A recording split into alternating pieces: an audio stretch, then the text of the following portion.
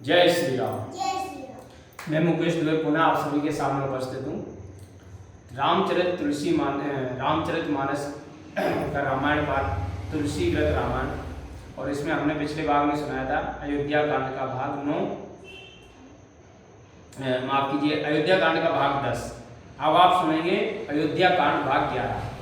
अयोध्या कांड भाग 10 में हमने सुना था कि मंथरा कैकेयी को पूरी तरीके से भड़का देती है और समझा देती है कि आगे आपको क्या करना है, और कैकेयी उसकी बातों में आकर के कोप भवन में चली जाती है। कोप भवन एक वो भवन होता है जो राजाओं के राज में एक व्यवस्था बनाई जाती थी, जो भी रानी या राजा नाराज होगा उसके लिए घर अलग से बनाया जाता था।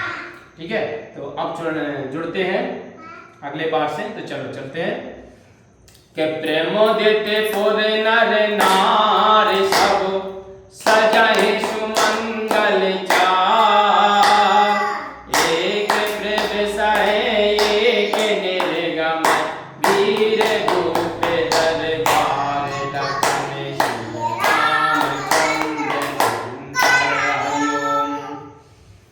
नगर के सब स्त्री पुरुष आनंदित हैं, सुमंगल चार साज रहे हैं। कुछ लोग अंदर जाते हैं तो कुछ लोग बाहर निकलते हैं। इस प्रकार राजा दशरथ के द्वार पर भीड़ लगी हुई है। ठीक है, बाल सखा सुन ही हर साही, मिल 10 5 राम पह जाही, प्रेम पहचानी, पूछे कुशल है श्री रामचंद्र जी के लड़कपन के जो साथी हैं, राज तिलक की बात सुनकर के सब प्रसन्न हो जाते हैं और 10-5 मिलकर उनके पास जाते हैं, श्री राम जी के पास जाते हैं। श्री रामचंद्र जी उनका प्रेम जानकर आदर सत्कार करते हैं और मीठी बातों से कुशल क्षेम पूछते हैं कि फिर आए भवन प्रिय आयस पाई, करत परस पर राम बड़ाई, रघुवीर सरस संसारा, शील संदेव निवार निहार। फिर आज्ञा पाकर घरों को लौटते हैं और आपस में उनकी बड़ाई करते हुए कहते हैं कि श्री रामचंद्र जी के समान संसार में शील और स्नेह का निभाने वाला कोई नहीं है। कि जय जय जौन करम बस भरमहि, ईश देव यह हमारी, सेवक हम स्वामी शिय नाम, हो नाथ यह और निभाऊ। हे विधाता, हम कर्मवश जिन जिन योनियों में जन्मे, उन योनियों में हमें यही दो कि हम तो सेवक हों और श्री रामचंद्र जी हमारे स्वामी हों, और इसका अंत तक निर्वाह हो। कि असिया विलास नगर सब काहू, कहे सुता हृदय अति दाऊ, को न को संगत पाय न साई, कहाय न नीच मत चतुराई। एक ओर तो सबके मन में ऐसा हर्ष और उल्लास है, और दूसरी ओर उधर कैकेयी को बहुत जलन हो रही है।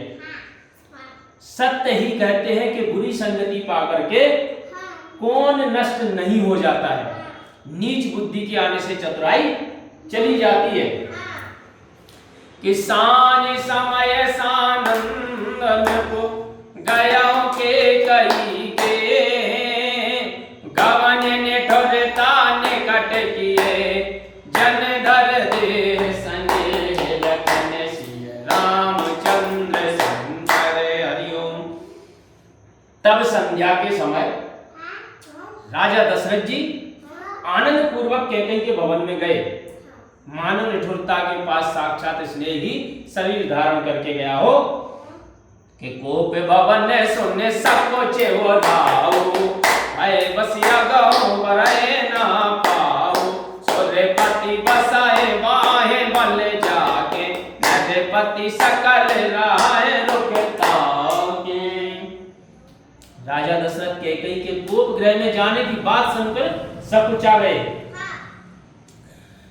भय के कारण आगे पैर नहीं पड़ता। इंद्र जिनकी भुजाओं के सहारे बसता था, सब राजा लोग जिनका रुख देखा करते थे, आज कि सो सुन दिए रस गया वो सुखाई, देखो काम प्रताप बढ़ाई, सूल कलश यस यग बनिहारे, रति नाथ सुमन सब मारे। वे ही राजा दशरथ स्त्री का क्रोध सुनते ही सूख गए। यह कामदेव के प्रताप का बड़प्पन तो देखिए। जो राजा अपने अंगों पर त्रिशूल वज्र तलवार आदि की चोट सहने वाले हैं, वे रतिनाथ कामदेव के पुष्प बाणों से मारे गए। कि सभय नरेश प्रिया पहि गयो, एक दशा दुख दारुण भयो, भूमि शयन पट मोट पुराण, दिए डार तन भूषण नाना। राजा डरते डरते कैकेयी के पास गए और उसकी दशा देखकर उन्हें बड़ा ही दुख हुआ। कैकेयी भूमि में लेटी है और मोटा पुराना वस्त्र पहने हैं तथा गहने उतार कर उसने बिखरा दिए हैं। कि कुमत है कस को बेसता भावी, अन्य ही बात सूचे जन भावी, जायन कटन पे कहे मृदवानी, जान प्रिया कहे तुरसानी।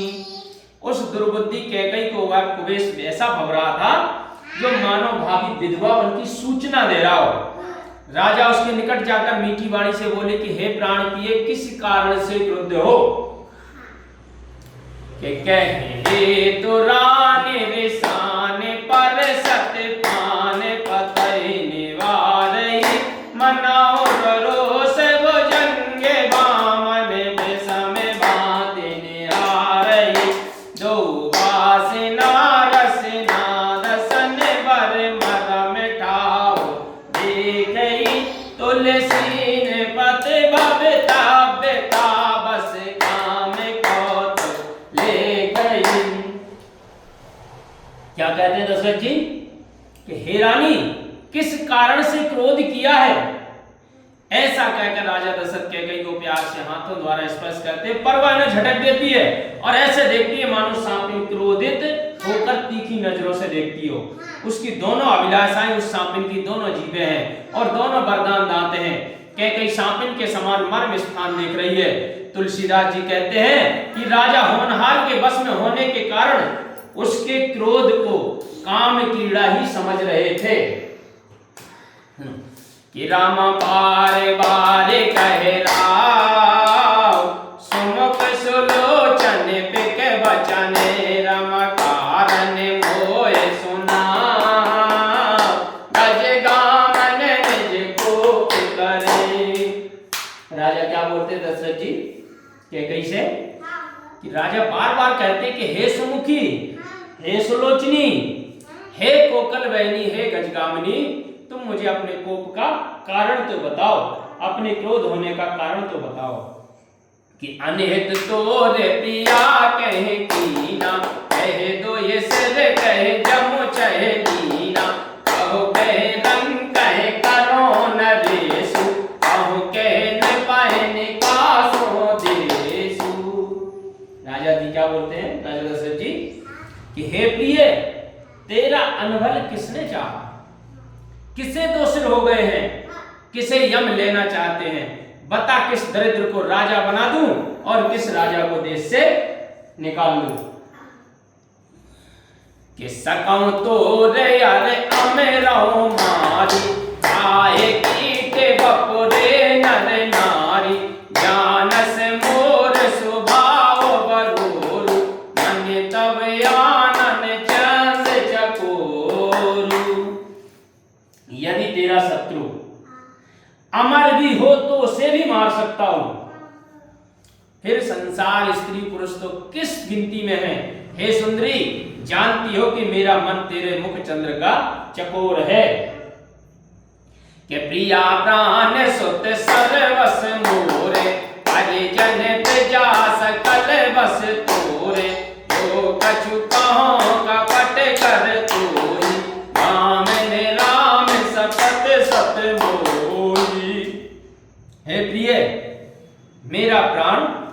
चारों पुत्र, परिजन तथा प्रजा सब तेरे वश में है। इसमें यदि मैं कुछ कपट करके कहूं तो हे वामिन, मुझे 100 बार राम की सौगंध है। कि बेहस मांगे मन भावती बाता, भूषण सजाए मनोहर गाता, घरी को घरी समझ जिए देखू, देखे प्रिया परिहर को बेसु। हे प्रिय, हंसकर मन को भाने वाली बात मुझसे मांगो और मनोहर शरीर में गहने सजाओ।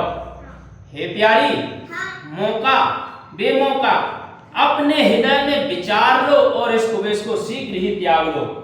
राजा दशरथ जी कैसे कहते हैं कि यह सोने माने गोने शपथ गढ़े, बेहस उठी मति मंद, भूषण सजत बेलो के मृगो, मनो के रात ने पंद, लगन सिंह रामचंद्र शंकर हरिओम। यह सुनकर और मन में राम जी की बड़ी सौगंध को विचार कर निर्बुद्धि कैकेयी हंसने लगी। तत्पश्चात शरीर में आभूषण ऐसे सजाने लगी मानो मृग को देखकर कोई किरातनी चाल नच रही हो। बोलो सियावर रामचंद्र की जय।